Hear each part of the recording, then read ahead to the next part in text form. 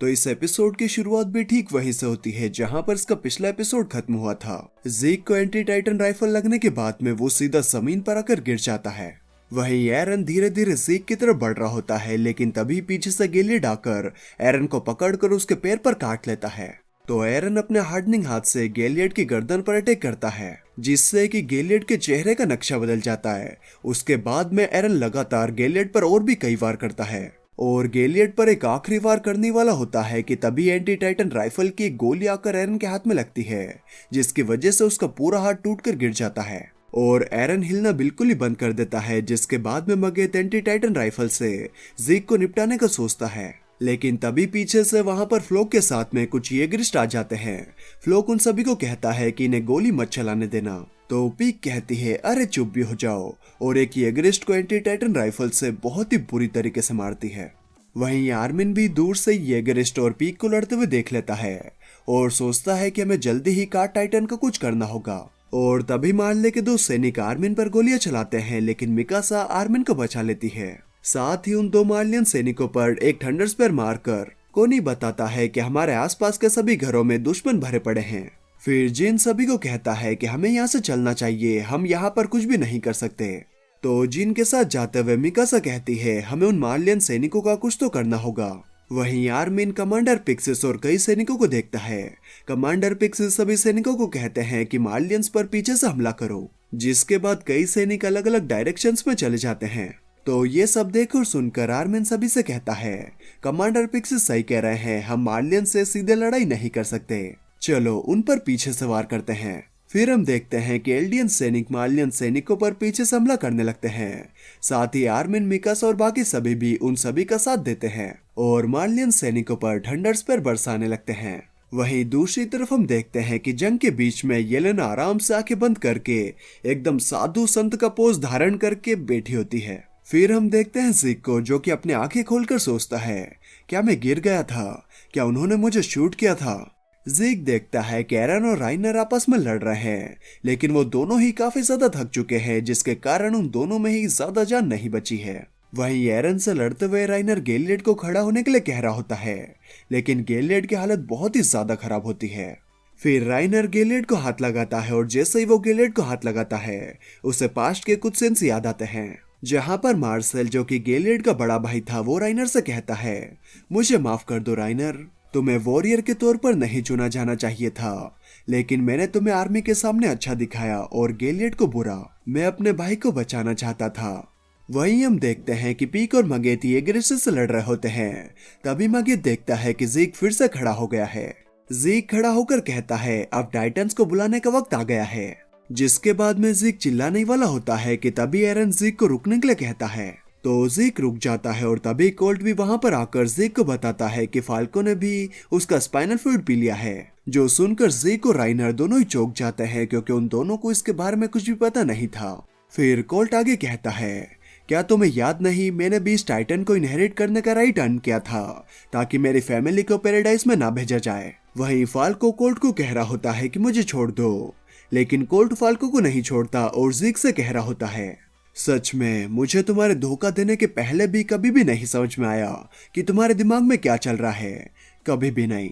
लेकिन मुझे पता है कि तुम इस तरह के इंसान नहीं हो जो कि मासूम बच्चों को बिना किसी वजह के इन्वॉल्व करे। मैं तुमसे ये बिल्कुल भी नहीं कह रहा कि तुम चुपचाप बैठो और मर जाओ। मैं बस तुमसे तब तक के लिए रुकने के लिए कह रहा हूँ जब तक कि फाल्को तुम्हारी चिक की रेंज से बाहर हो जाए। इसके बाद तुम जिसे चाहो उन सभी को मार देना, मुझे कोई फर्क नहीं पड़ता कि तुम मार्लियन को मारते हो या एल्डियन को, लेकिन प्लीज मेरे भाई को छोड़ दो।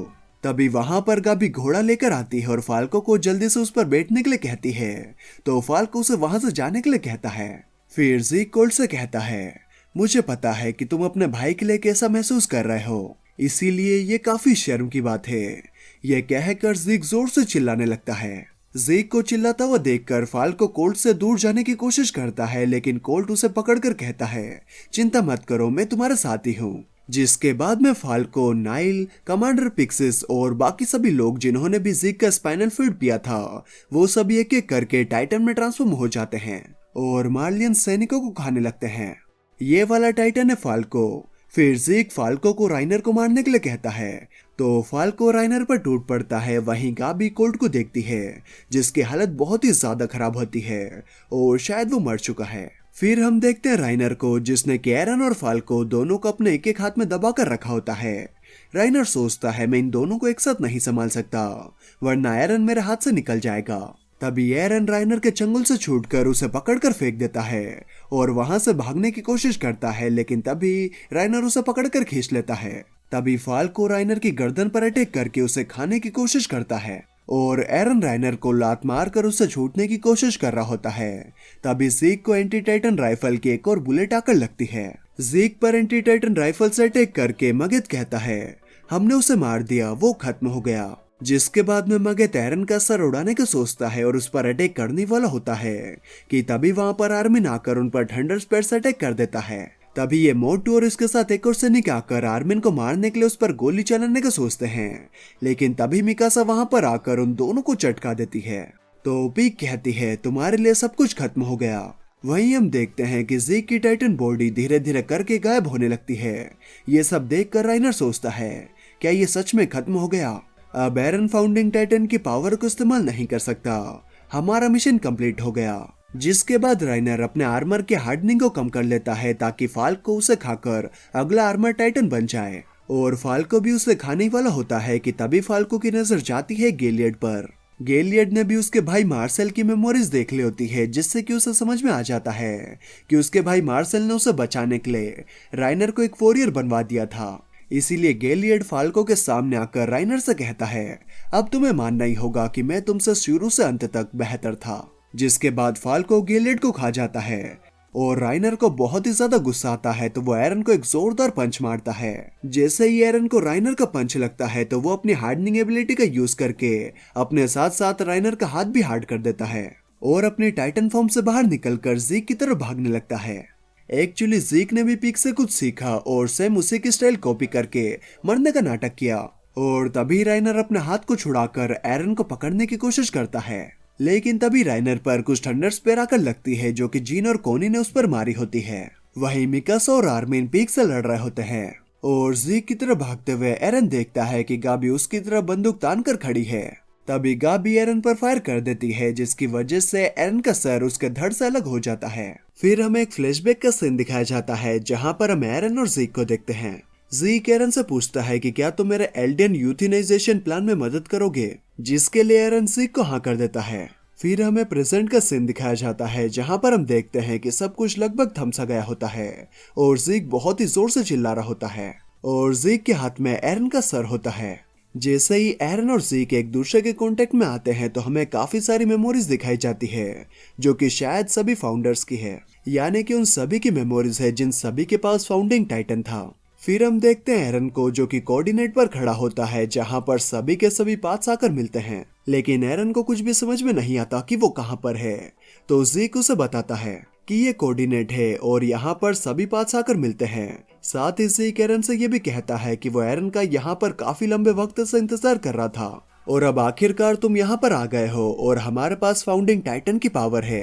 तभी एरन येमेर को देखता है और सोचता है कि ये कौन है, तो ज़ीक उसे बताता है कि ये फाउंडर येमेर है। फिर ज़ीक एरन को बताता है कि वो यहाँ पर काफी लंबे वक्त से है और आखिरी बार जब वो मरने वाला था तो येमेर ने ही उसे बचाया था और उसकी बॉडी को वापस से बनाया था। साथ ही यहाँ पर हमें ये भी पता चलता है कि जब भी कोई एल्डियन टाइटन फॉर्म में ट्रांसफॉर्म होता है तो वो टाइटन फॉर्म किसी और ने नहीं बल्कि फाउंडर येमेर ने ही बनाई होती है। तो जो भी लोग टाइटन में ट्रांसफॉर्म होते हैं और जितनी बार भी टाइटन फॉर्म में ट्रांसफॉर्म होते हैं उन सभी की बॉडीज येमेर ही बनाती है। क्योंकि यहाँ पर पार्ट्स में इनफाइनाइट टाइम है तो येमेर के पास उन सभी की बॉडीज को बनाने के लिए भी इनफाइनाइट टाइम है। फिर ज़ीक एरन से कहता है कि वो येमेर को ऑर्डर दे कि कोई भी एल्डियन बच्चे पैदा ना कर पाए। साथ ही ज़ीक एरन को ये भी कहता है कि सिर्फ वही है जो कि येमेर को ऑर्डर दे सकता है। तो एरन ज़ीक से पूछता है कि वो चेन से क्यों बंधा हुआ है, तो ज़ीक कहता है तो फाइनली तुमने नोटिस कर ही लिया, लेकिन मेरी चिंता मत करो, ये किंग फ्रिट्ज की वजह से है। वो नहीं चाहते थे कि कोई भी जंग को फिर से शुरू करे, इसीलिए मैं इन बेड़ियों से बंधा हुआ हूँ। एरन सिर्फ तुम ही हो जो कि यहाँ पर आजादी के साथ घूम सकता है। अब वक्त आ गया है हमारे प्लान को कामयाब करने का। जल्दी से येमेर को ऑर्डर दो कि वो सभी एल्डियंस को ऐसा बना दे कि वो बच्चे पैदा ना कर पाए। लेकिन एरन ऐसा नहीं करता। एक्चुअली एरन का ऐसा कुछ करने का पहले से इरादा नहीं था, वो बस जीक का इस्तेमाल कर रहा था। एरन जीक से कहता है, आखिर तुमने ऐसा सोच भी कैसे लिया कि ऐसे घटिया प्लान में मैं तुम्हारा साथ दूंगा। ये सुनकर जीक को बिल्कुल भी अच्छा नहीं लगता और वो रोने लगता है। फिर एरन येमेर के पास जाकर उसे कहता है कि मुझे तुम्हारी पावर दो, लेकिन येमेर उसे इग्नोर करते हुए जीक की तरफ बढ़ जाती है। फिर येमेर जीक के पास आकर बैठ जाती है और जीक सभी चेनों से आजाद होकर कहता है, मैं बस तुम्हारा टेस्ट ले रहा था एरन। एक्चुअली जीक यहाँ पर पाथ में काफी लंबे वक्त से है, तो उसे काफी सारी चीजें पता है।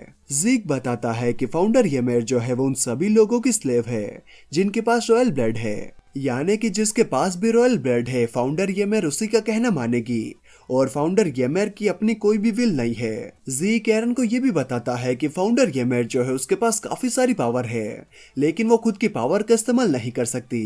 वो सिर्फ रॉयल ब्लड की गुलाम है, वो सिर्फ वही काम करेगी जो कि मैं उसे करने के लिए कहूंगा। एरन, तुम्हारे पास फाउंडिंग टाइटन है, लेकिन तुम फाउंडिंग टाइटन की पावर को इस्तेमाल नहीं कर सकते। फिर एरन देखता है कि अचानक से उसके दोनों हाथों में चेन्स आ जाती है, जो कि जीक ने किया होता है, और अचानक से येमेर भी उसके पीछे आ जाती है। फिर जीक एरन से कहता है, तुम्हारी कोई गलती नहीं है एरन, हम दोनों ही हमारे डैड के विक्टिम्स हैं। उन्होंने तुम्हारा बहुत ही बुरी तरीके से ब्रेन वॉश किया है, लेकिन मेरे दूसरे पिता भी थे जिन्होंने मुझे बचाया, और तुम्हें भी एक ऐसे इंसान की जरूरत है जो कि तुम्हें बचाए। लेकिन एरन, तुम चिंता मत करो, मैं तुम्हें अकेला नहीं छोड़ूंगा, तुम्हारा भाई तुम्हारे साथ है। फिर जीक अपने सर को एरन के सर से टिका देता है, जिससे कि वहां पर चिंगारी निकलती है, और इसी के साथ ये एपिसोड यहीं पर खत्म हो जाता है। तो आपको इस एपिसोड में सबसे बड़े सीन कौन सा लगा मुझे कमेंट करके जरूर बताएं, और यहाँ तक आए हो तो वीडियो अच्छी लगी होगी यार तो लाइक और सब्सक्राइब भी कर देना। तो चलिए मैं मिलता हूँ आपसे अगली वीडियो में, तब तक ले bye bye and take care.